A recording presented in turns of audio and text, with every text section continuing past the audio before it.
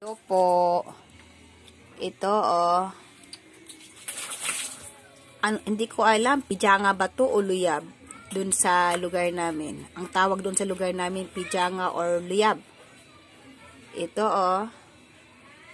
Yung kapitbahay naming si Jolie Organo or Joanne. Yung asawa niya is nanglalambat, mangingisda. Kaya ito, oh, ngayong umaga, hinatiran ako sa bahay sa halagang 20 pesos. Only 20 pesos. Presko pa. Fresh na fresh. Ito, nakabili ako ng may 2 tilapia. Tapos, itong pijanga ba to or luyab? Ito, oh. Oh, mga Bisaya, kilalanin nyo to kung pijanga ba to o luyab. Hindi ko alam eh. At talilong. Ayan, oh, paborito to ni Mama at ni Papa.